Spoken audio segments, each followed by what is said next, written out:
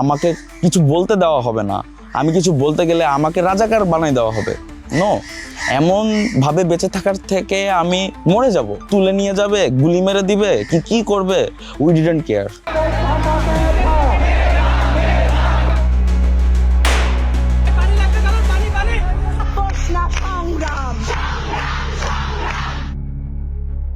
কেন আমার ভাইয়ের গায়ে হাত দেওয়া হলো, কেন আমার ভাইয়ের রক্ত ঝরলো, এই মোটিভ নিয়ে কিন্তু আমরা নেমেছিলাম। এইটার যেন সুবিচার হয় এবং যারা এই ধরনের কর্মকাণ্ডের সাথে যুক্ত ছিল তারা যেন আইনের আওতায় আসে। তো সেই মোটিভ থেকে নামার পরে যখন আমরা দেখি যে এই রাজপথের দৃশ্যপট একটু ভিন্ন, কারণ এইখানে যখন আমি আওয়াজ তুলছি, আমার স্বাধীনতার জন্য কথা বলছি, তখন কিন্তু গুলি চালানো হচ্ছে, তখন কিন্তু রামদা চালানো হচ্ছে, তখন কিন্তু আমাদেরকে তাড়া দেওয়া হচ্ছে বা আমাদের উপর ঝাঁপিয়ে পড়ছে একদল শকুন।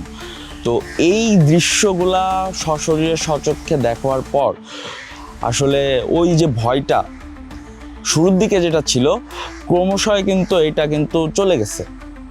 মানে একটা টাইম চলে আসছে যে ওই ভয়টা কিন্তু আর কাজ করে নাই। কারণ ভাই, একটা মানুষকে আপনি কত ভয় দেখাবেন? ভয় দেখানোর একটা লিমিট আছে। 1 আগস্ট আসতে আসতে বিষয়টা এমনই হয়ে গেছে যে না, আমি ধরে নিয়েছি যে আমি মৃত। কারণ আমার কথার কোনো ভ্যালু নাই, আমার ইচ্ছার কোনো দাম নাই, আমাকে কিছু বলতে দেওয়া হবে না, আমি কিছু বলতে গেলে আমাকে রাজাকার বানাই দেওয়া হবে। নো, এমনভাবে বেঁচে থাকার থেকে আমি মরে যাব, এটা আমার কাছে বেটার মনে হয়। তো আমি ওই 2 আগস্ট যখন নামছি, ম্যাক্সিমাম আমরা যারা ছিলাম ফ্রন্ট লাইনে থেকে, যারা সব কিছু দেখেছি, ফেস করেছি, তারা কিন্তু ওই 1-2 তারিখ থেকে কিন্তু একেবারে মাথায় কাফন বেঁধেই নেমেছিলাম। সো আমাদের আসলে তুলে নিয়ে যাবে, গুলি মেরে দিবে, কি করবে, উই ডিডন্ট কেয়ার। ওইটা আমাদের চিন্তা ছিলই না। আমাদের চিন্তা ছিল, আমাদের টার্গেট ছিল যে না, আমাদের কথা শুনতে হবে। তো এই এপিসির উপরে ওঠা বা রং করার জন্য আলাদা করে সাহসের কোনো দরকার ছিল বলে আমার মনে হয় না। কারণ আমার মধ্যে সাহস কিন্তু ওরা ওই ভয় দেখিয়েই তৈরি করেছে। কারণ ভয় দেখাতে কিন্তু একটা টাইম যে আমার মধ্যে ওই জিনিসটা নর্মালাইজ হয়ে গেছে। আর পুলিশের ওইটা ভাই আটকানো দরকার ছিল আমার কাছে মনে হচ্ছে। কারণ দেখুন, বিগত টাইমগুলোতে 2 আগস্টের আগে কয়েকটা ফুটেজ আমি দেখেছি যে এরকম শহীদ আমিন সহ অনেককেই এরকম এপিসি ভ্যান দিয়ে কিন্তু অ্যাটাক করা হয়েছে বা তাদের লাশ ফেলে দেওয়া হচ্ছে, নিয়ে যাওয়া হচ্ছে। তো আমি যখন ওই প্রেস ক্লাবের সামনে যখন গ্রাফিতি করছিলাম বা গ্রাফিতির যে ক্যানগুলো নিয়ে আসছি, তখন যেখানে আমরা শান্তিপূর্ণভাবে আন্দোলন করছি, শান্তিপূর্ণভাবে আমরা ছাত্র আমজনতা সবাই যখন শান্তিপূর্ণভাবে আছি, সেই জায়গায় তো আসলে একটা আর্মড ভ্যান অস্ত্রশস্ত্র নিয়ে থাকার কোনো প্রশ্ন আসে না। এটা খুবই যুক্তিবিহীন। তো আমার কাছে তখনই আসলে মনে হয়েছে যে না, এইটা কেন এখানে, আর এটার আসলে কাজ কি।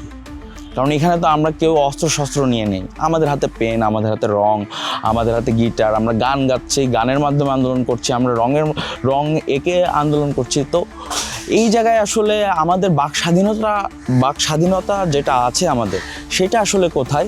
আর আমাদের উপরে এইভাবে চড়া হওয়া বা অস্ত্র নিয়ে দাঁড়িয়ে থাকার মানেটা কি? আপনি বলতে পারেন যে হ্যাঁ, আগে যে আমাদের বাক স্বাধীনতা ছিল না বা আমরা কথা বলতে একটু ভয় পেতাম বা 2বার ভাবতাম যে আয় হায় যদি বলি এই তুলে নিয়ে যাবে বা এই থ্রেট আসলো বলে বা কোপ পড়বে বা আয়না করে গুম।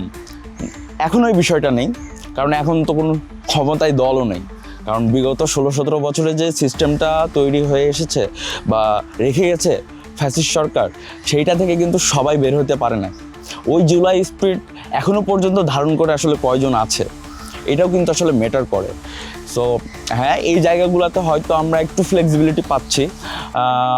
টাকা পাচার বলেন বা অর্থ আত্মসাৎ বলেন, এইগুলো হয়তো কম হচ্ছে, বাট পুরোপুরি যে নির্মূল করার যে স্বপ্নটা আমরা দেখেছিলাম, যে সিস্টেমটাকে আমরা নতুনভাবে তৈরি করব, নতুনভাবে ক্রিয়েট করব, এইটা কিন্তু আসলে কোনো একপক্ষ দলের মাধ্যমে সম্ভব না বা কোনো একজন ইন্ডিভিজুয়ালের পক্ষেও সম্ভব না। এটা কিন্তু আসলে সকলকে একসাথে মিলে করতে হবে। কারণ দেশ যদি ভাই স্বাধীন করে আমরা সবাই মিলে, তাহলে দেশকে সংস্কার করার জন্য সবাইকে এক হওয়া লাগবে।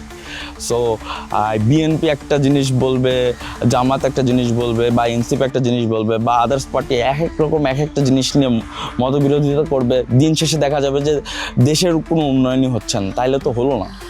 একটা মিডল গ্রাউন্ডে আসতে হবে, যেটা মানে মেন পয়েন্ট হওয়া উচিত, আমার দেশের উন্নয়ন কীভাবে হবে, দেশের মানুষ কীভাবে ভালো থাকবে।